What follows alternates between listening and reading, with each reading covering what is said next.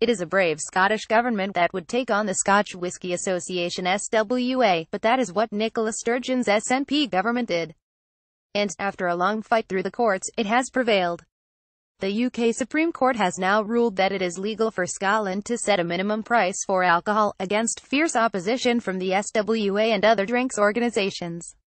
Yes, Lord Mance said for the Supreme Court, there would be some distortion of the market, but it was a proportionate means of achieving a legitimate aim. He found that the objections did not outweigh the health benefits which are intended by minimum pricing.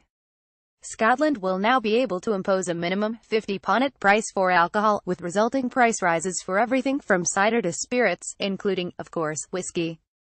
Not for the first time, a devolved government has pioneered a progressive policy that successive UK governments have considered, and fought shy of.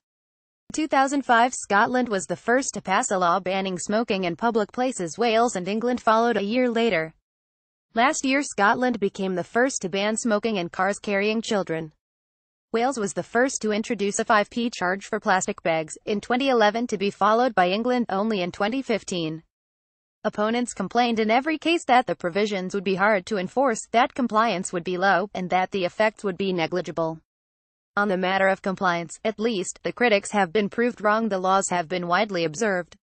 As to the effects, smoking in Scotland fell from 31% of the population to 21% between 2013 and 2015, and plastic bag usage in Wales fell by 70% in the first year of charging.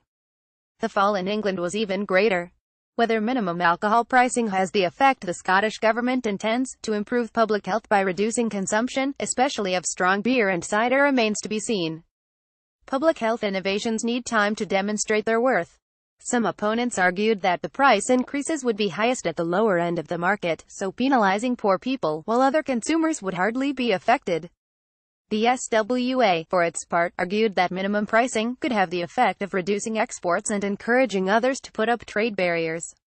Supporters of the move, on the other hand, say minimum pricing could reduce the number of lives lost from drinking by more than 100 a year. And, even though the effect of the smoking ban in public places was almost immediately beneficial, most public health innovations need time to demonstrate their worth. What this measure will do, however, is send a forceful signal about the Scottish government's priorities and its political will to pursue them. And here, two conclusions can be drawn. Time was when Scotland was used by the UK government as a testbed for the predictably unpopular, and ultimately failed, poll tax. Today the position is reversed. The now devolved governments can introduce forward-looking policies on their own initiative, which other parts of the country can observe and emulate. That is beneficial in itself. The second is that UK governments can and should be more courageous when it comes to legislating for public health. Time and again they have shrunk from introducing measures, such as restrictions on sugar content or certain types of fat, on food labeling, on advertising of junk food, on the proliferation of machines dispensing unhealthy drinks and snacks in schools and hospitals. Often, it seems, they have been lobbied into submission by sections of the food and drinks industries, the shelving of traffic lights, food labeling system being a particularly notorious example. They have also been reluctant to use the judicial system. The Scottish Government and the Supreme Court have now shown that public health considerations do not have to take second place to market, competition or any other factors. They have merit in their own right.